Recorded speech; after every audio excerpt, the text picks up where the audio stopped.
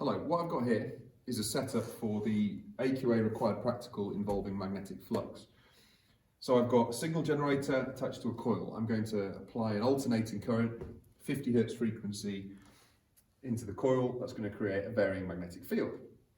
And we've got a search coil here. I will show you that close up. The search coil sitting inside the coil in the middle of it, and it's attached to an oscilloscope. So what we're going to get is, as the field changes and varies sinusoidally, we're going to get an EMF which is induced in the search coil, which we can measure on the oscilloscope. The peak voltage, or the peak to peak of that EMF signal, will depend on the angle at which I have the coil, because that's going to affect the flux which is actually passing through that area.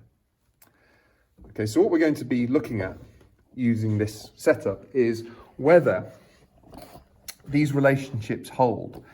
So you can see, we know that flux is BA cos theta, where A is the area of our search coil. But we also know that we're going to be applying a changing B field here. So the flux is going to be changing with respect to time, and we know, or we've hopefully learned, that the EMF is equal to minus the rate of change of the flux linkage. Now, I'm not going to go through all that theory. Ultimately, the peak voltage is going to be related to the angle here. So by measuring the peak voltage at different angles, we will be able to get data which will allow us to investigate these relationships. What I'm going to do, I'm going to film myself take some readings, and then I'll take some photographs of the apparatus, both the coil with the protractor and the oscilloscope, so you can take some readings and fill in the data table, which I'm going to include towards the end of this video. Okay, I'm ready to take some data. I'm going to start with the area of the search coil, or the normal to that area, being at an angle of 0 to the field. So the normal to the area is going to be parallel to the field line. So the angle theta is going to be 0. And I've set the oscilloscope up so that the time base is turned off. So it's only going to be, the beam's only going to be moving in the vertical direction. I'm not interested in what it's doing with time. I'm going to get a much neater and easier to read signal if I just have the time base switched off like that. Okay. So I'm going to proceed, and I'm going to start writing some data down.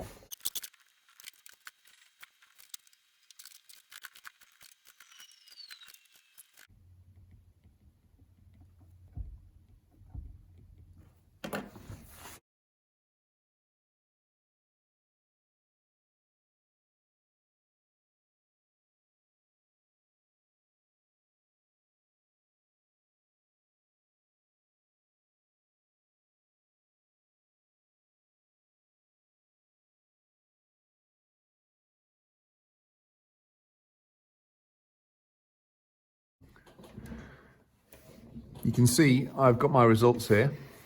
I went up to 70 degrees, and I've measured the peak to peak voltage, or EMF, which is induced. And what I've done is I've actually written down the raw data. So this is the number of divisions I measured on the oscilloscope screen vertically, and this is the time, the Y gain setting. So the oscilloscope was set at 0.05 volts per division, or 50 millivolts per division when I took that reading.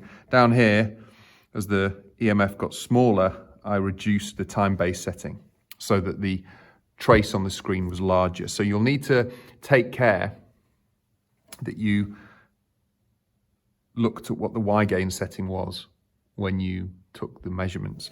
You can fill in these missing results for 20, 30 and 40 degrees. You can then use those results, you can work out the EMFs, and you can take an average, and then you can do some analysis. You can rewind to go and see the relationships so that you can decide what to go and plot.